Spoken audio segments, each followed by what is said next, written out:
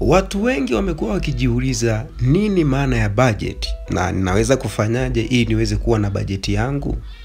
Kwanza kabisa ni kutoe wasiwasi na nikupe maana ya budget ili uweze kuelewa kirahisi. Budget ni mpango kwa ajili ya matumizi ya fedha zako. Yaani ni namna ambavyo unaiandaa halafu hiyo inakuongoza ni kwa jinsi gani uweze kutumia fedha zako. Sasa kuna namna 3 ambazo unaweza kuzitumia kwa ajili ya kuandaa bajeti yako, na katika namna hizi 3 sio lazima utumie namna zote. Unaweza kuchagua namna moja na namna hiyo ukawa unaitumia kwa ajili ya kuandaa bajeti ya fedha zako.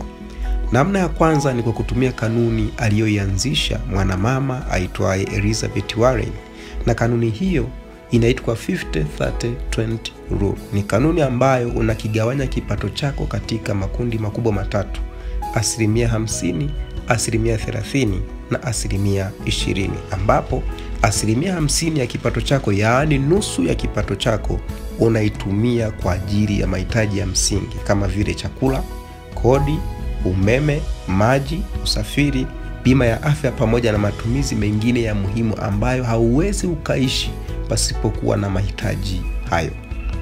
30% ya kipato chako utapaswa uitumie kwa ajili ya mahitaji ya muhimu lakini yasiyo ya lazima kama vile matembezi, burudani, huduma za mitandaoni yaani vifurushi, safari na kadhalika. Na 20% ya kipato chako utapaswa uitumie kwa ajili ya malengo ya kifedha kama vile kuweka akiba, kufanya uwekezaji pamoja na kulipa madeni. Hiyo ni namna ya kwanza ambayo unaweza kuitumia kuiandaa bajeti yako. Namna ya pili ni njia ambayo alianzisha au alipendekeza mtu mmoja anaitwa Ben Carson, na inapatikana kwenye kitabu chake maarufu kinachoitwa The Richest Man in Babylon. Ben Carson yeye alipendekeza kwamba unapotaka kutumia fedha zako kuna vitu vya msingi ambavyo unapaswa kuvizingatia. Kitu cha kwanza kabisa, hakikisha unajilipa wewe kwanza. Yaani tumia 10% ya kipato chako kwa ajili ya kuweka akiba. Lakini pia Ben Carson anasema kwamba katika fedha zako hakikisha unatumia fedha chini ya kipato chako. Yaani tumia fedha kwa siku chini ya kiasi cha fedha unachokiingiza kwa siku, kwa mwezi na kwa mwaka. Kutumia fedha chini ya kipato maana yake ni kwamba kama kwa siku unaingiza shilingi 5,000, hutakiwi kutumia fedha juu ya 5,000, maana yake utakuwa utumie fedha chini ya 5,000, yaani iwepo fedha ambayo itabaki. Hakikisha unafanya hivyo kwa siku, kwa wiki, kwa mwezi na kwa mwaka.